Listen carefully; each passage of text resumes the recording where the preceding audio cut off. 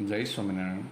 આજે ફરીથી આપણે સ્વાધ્યાય 1.4નો 7મો દાખલો જ્યાંથી આપણું બાકી હતું ત્યાંથી આપણે ચાલુ કરીએ છીએ.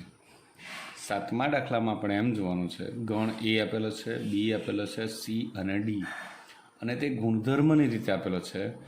તેના ગુણધર્મો પરથી આપણે યાદીની રીત મેળવવાની છે અને પછી જે માંગેલી વસ્તુ એટલે એ છેદ બી, એ છેદ સી, એ છેદ ડી, બી છેદ સી, બી છેદ ડી અને બી છેદ ડી મેળવવાનું રહેશે.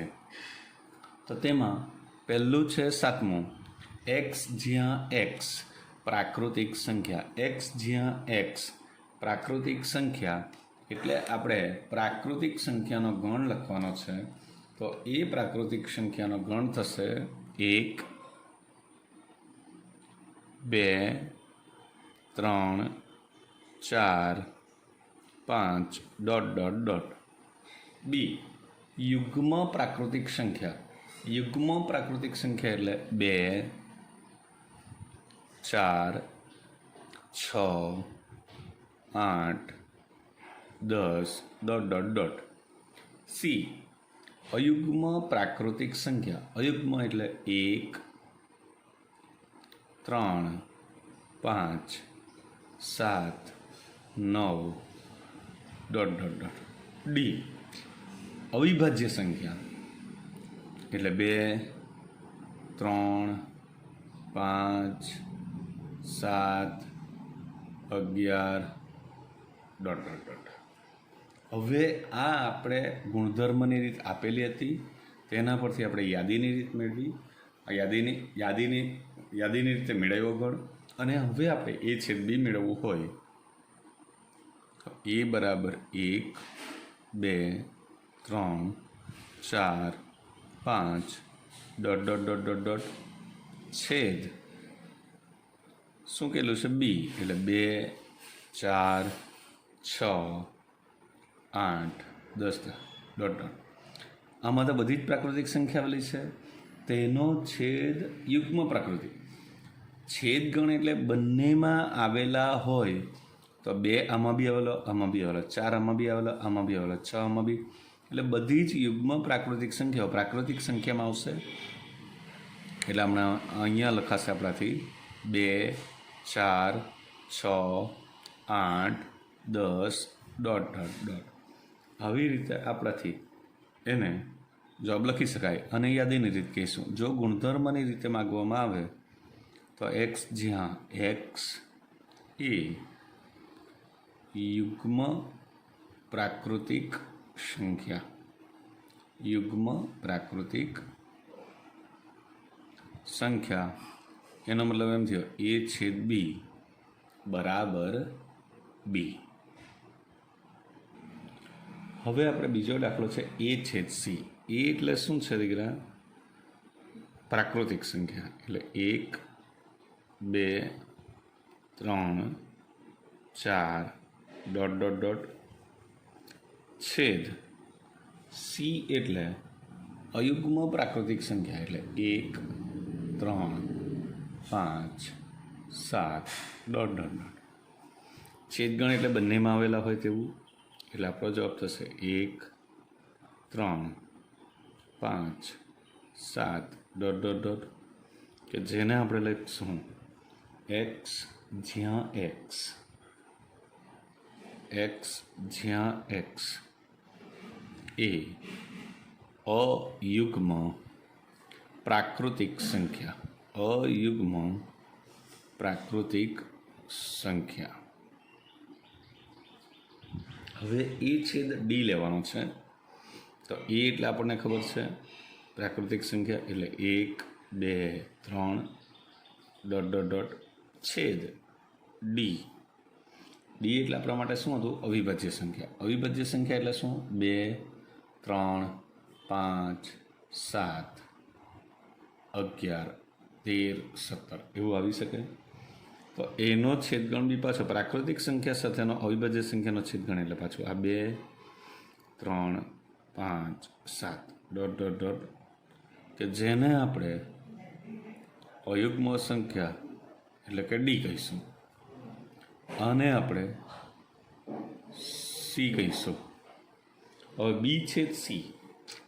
બી એટલે 2 4 6 8 10 છેદ સી. બી એટલે યુગ્મ પ્રાકૃતિક સંખ્યા હતી અને ડી સી એટલે તો અયુગ્મ પ્રાકૃતિક સંખ્યા એટલે 1 3 5 7 11 કે બંનેનો છેદગણ શું આવશે?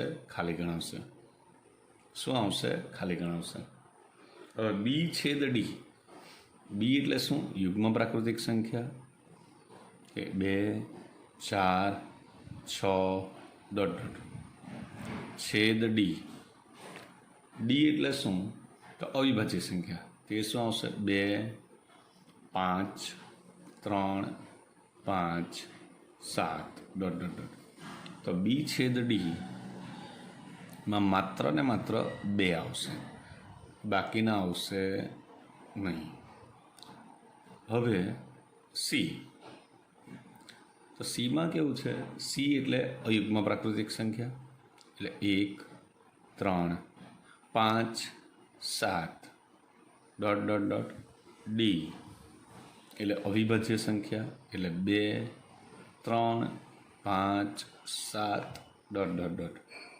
તો તેનો છેદગણ જો 2 આમાં નહીં આવે પણ 3 5 7 કે જેના અવયવ નથી પડતા તે બધું જ આવશે. 5 7 11 13 17. એટલે આપણે અહીંયા એમ લખી શકીએ કે આ જવાબ આવે છે તે કયો આવે છે? ડી. પણ ડીમાં તો 2 આવે છે એટલે ડી માંથી આપણે 2ને બાદ કરતાં બાકીના બધા જ ઘટકો આવે છે. અહીં આપણો સ્વાધ્યાય 1.4નો 7મો દાખલો પૂર્ણ થાય છે. હવે આપણે દાખલો નંબર 9 પર જઈએ. 9મા દાખલામાં એમ કહે છે કે આપણે તફાવત ગણ શોધો. એ માઇનસ બી એટલે તફાવત ગણ. તેમાં એના કરતાં પણ સરળ થઈ જાય છે. એટલે પહેલાં તો એ માઇનસ બી લખેલું હોય તો એ ગણને લખી દેવો પહેલાં. તો એ ગણમાં કેટલા સભ્ય છે? 7 સભ્ય છે. 3 6 9 12 15 18 21. અને બી એટલે શું છે? 4 8 12 16 20. હવે એમાં કરવાનું શું? બંનેમાં આવતા હોય તે છેકી કાઢવાના. એટલે 12 12 બસ એટલું જ આવે છે. તો હવે તે સિવાયના સભ્ય પણ એ માઇનસ બી હોય તો કોના સભ્ય લખાશે? એના. એ માઇનસ બી હોય તો કોના સભ્ય લખાશે? એના. એટલે લખાશે આપણું 3 6 9 15 18 અને 21. એ થઈ ગયો એ માઇનસ બીનો જવાબ. એટલે એ માઇનસ બી એટલે એ ગણ લખો ઓછા બી ગણ. બંનેમાં જે આવતા હોય એટલે એ છેદ બીના ઘટકોને છેકી ગણો. એ માઇનસ બી હોય તો આ જવાબ આવશે, બી માઇનસ એ હોય તો આ જવાબ આવશે.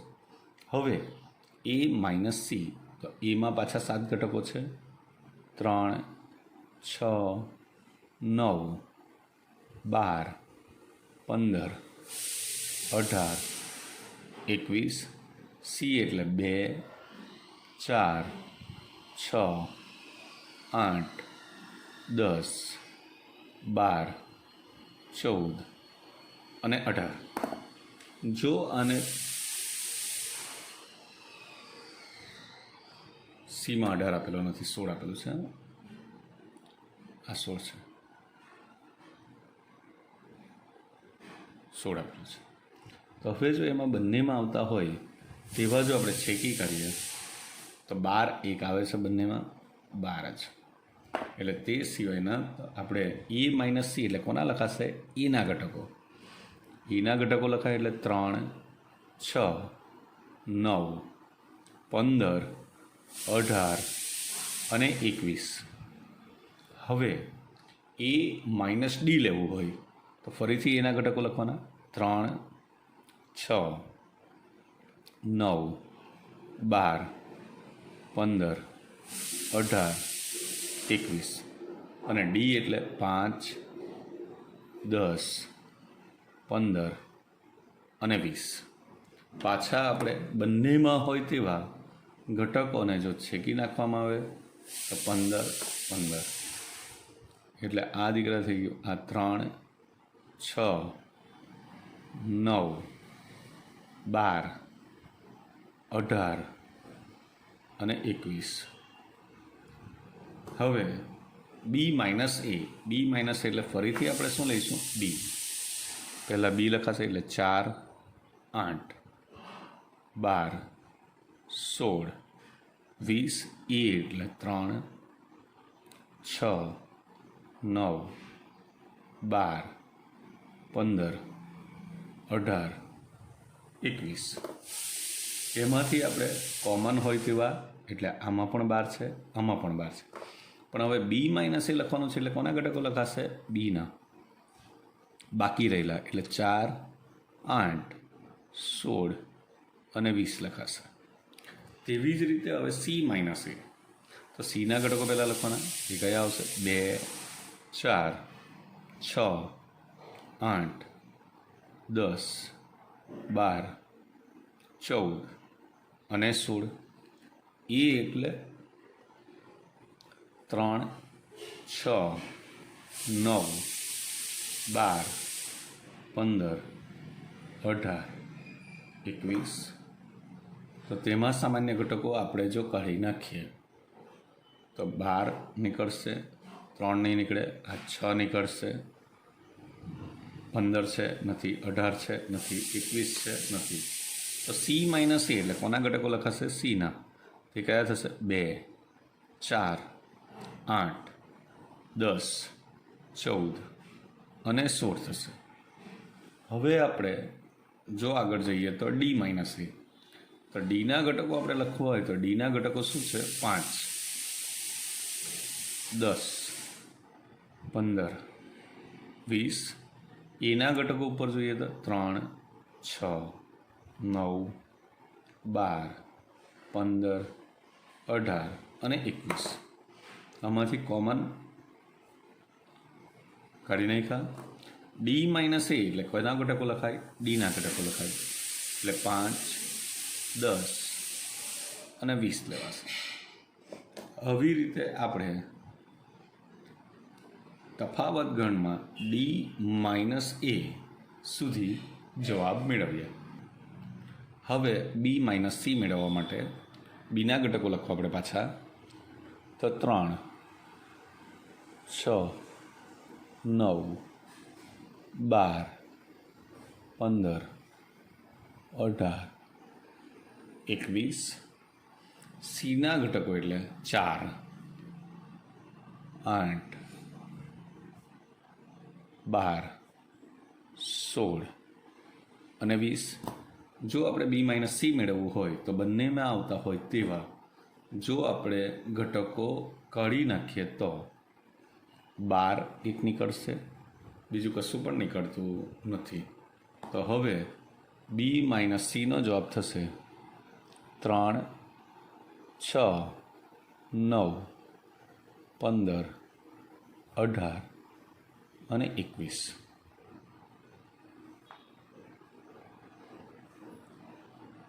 હવે બી માઇનસ ડી તો બી એટલે 4ની ગુણિત છે એટલે 4 8 12 16 અને 20 થશે અને ડી એટલે 5ની ગુણિત છે એટલે 5 10 15 અને 20 એમાં બંનેમાં આવતા ઘટકો હોય તે કાઢી નાખીએ તો હવે આપણું થશે 4 8 12 અને 16 હવે સી માઇનસ બી મેળવવા માટે તો સી એટલે શું છે 2 4 6 8 10 12 14 અને 16 અને બી એટલે શું છે 4 8 12 16 અને 20 જો એમાંથી 4 4 8 8 12 12 16 અને 16 જો કરવામાં આવે તો આપણો જવાબ થશે 2, 6, 10 અને 14. ડી માઇનસ બી માટે ડી એટલે શું થશે? 5, 10, 15 અને 20 અને બી એટલે શું થશે? 4, 8, 12, 16 અને 20 થશે. એમાં શું નીકળી જશે? 20. તો ડી માઇનસ બી એટલે ડીના ઘટકો લખવાના એટલે 5, 10 અને 15 થશે. સી માઇનસ ડી, સી એટલે શું થશે? 2, 4, 6, 8, 10, 12, 14 અને 16. ડી એટલે 5, 10, 15, 5, 10, 15 અને 20. તો 10, 10 એટલું જ કેન્સલ થશે. તો ઘટક લખાશે 2, 4, 6, 8, 12, 14 અને 16. હવે છેલ્લું ડી માઇનસ સી એટલે ડી એટલે શું? 5ની ગુણિત છે એટલે 5, 10, 15 અને 20. સી એટલે 2ની ગુણિત છે 2, 4, 6, 8, 10, 12, 14 અને 16. બંનેમાં આવતા હોય તેવા ઘટકો કાઢવાના એટલે 10 અને 10. તો આપણો જવાબ થશે 5, 15 અને 20. હવે આપણે 8મા પછી આપણે 10મા દાખલા પર જઈશું. હવે 10મા દાખલામાં એવું છે, એક્સ બરાબર ABCD આપેલું છે અને વાય બરાબર FBDG. ફરીથી મેં બોલું છું, એક્સ બરાબર આપેલું છે ABCD અને વાય બરાબર FBDG. તો નીચેના ગણો મેળવો એટલે એક્સ માઇનસ વાય મેળવવું હોય તો અહીંયા લખાશે ABCD, વાય બરાબર FBDG બંનેમાં હોય તેવું એટલે બી અને બી, ડી અને ડી બંનેમાં હોવાને કારણે એક્સ માઇનસ વાય થશે AC. વાય માઇનસ એક્સ માટે FBDG અને એક્સ એટલે ABCD. તો આપણે જો ધારો કે વાય માઇનસ એક્સ મેળવવું હોય તો હવે આપણે વાયના ઘટકો લખાશે તો તે થશે FG. હવે એ લોકોએ ફાઇનલ એમ કહ્યું છે કે એક્સ છેદ વાય શોધો. એક્સ એટલે ABCD, FBDG. છેદગણ એટલે બંનેમાં હોય તેવા ઘટકો જ લખવાના છે, કાઢી નાખવાના નથી. તો તેનો જવાબ થશે આપણો BD. 11મા દાખલામાં એમ કહેવાય છે કે જો R વાસ્તવિક સંખ્યા હોય અને Q સમય સંખ્યા હોય તો વાસ્તવિક સંખ્યામાંથી સમય સંખ્યા બાદ કરવામાં આવે. વાસ્તવિક સંખ્યામાંથી જો સમય સંખ્યા બાદ કરવામાં આવે તો R માઇનસ Q એટલે કે વાસ્તવિક સંખ્યા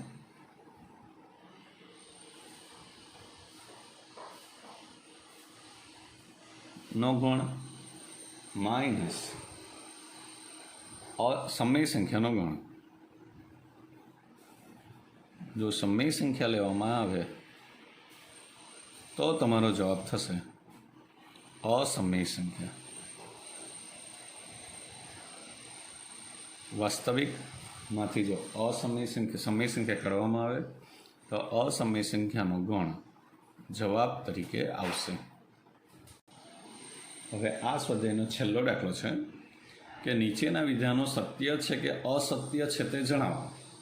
તો તો તેમાં એમ કહેલું છે કે આ ગણો બધા અલગ ગણ છે કે નહીં.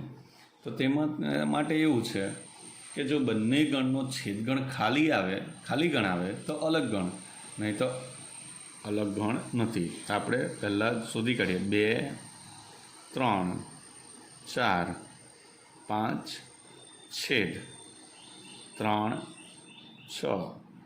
તો એમાં એવું થાય ને કે છેદગણ આપણને મળે છે. એ કેટલો મળે છે? 3. સભ્ય 3 મળે છે. એટલે એ અલગ ગણ નથી. અલગ ગણ નથી કારણ કે આ છેદગણ એ ખાલી ગણ નથી. તેવી જ રીતે A E I O U છેદ A B C D લેવામાં આવે તો એના માટે એ સભ્ય બંનેમાં છે એટલે એ પણ એકાકી ગણ થશે, પણ એનો છેદગણ ખાલી ગણ નથી માટે અલગ ગણ નથી. ત્રીજો, હવે અહીંયા છે 2 6 10 14 છેદ 3 7 11 15. તો બંનેનો છેદગણ ખાલી ગણ આવે છે માટે બંને પરસ્પર અલગ ગણો છે. એટલે આપેલા ગણ પરસ્પર અલગ ગણ છે. છેલ્લું 2 6 10 છેદ 3 7 11 લેવામાં આવે તો બંનેના કોઈ પણ સભ્ય સરખા નથી માટે આપેલા ગણ પરસ્પર અલગ ગણ છે. પરસ્પર અલગ ગણ છે માટે વિધાન સત્ય છે. વિધાન સત્ય છે કારણ કે એ લોકો એમ જ કહેલું ને અલગ ગણ છે, અલગ ગણ નથી માટે વિધાન અસત્ય છે. કારણ કે વિધાનમાં તે લોકોએ કહ્યું છે અલગ ગણ છે માટે વિધાન અસત્ય છે. વિધાન અસત્ય છે. આવી રીતે આપણે સ્વાધ્યાય 1.4ના બધા દાખલા પૂરા કર્યા. હવે આપણે જઈશું સ્વાધ્યાય 1.5 પર.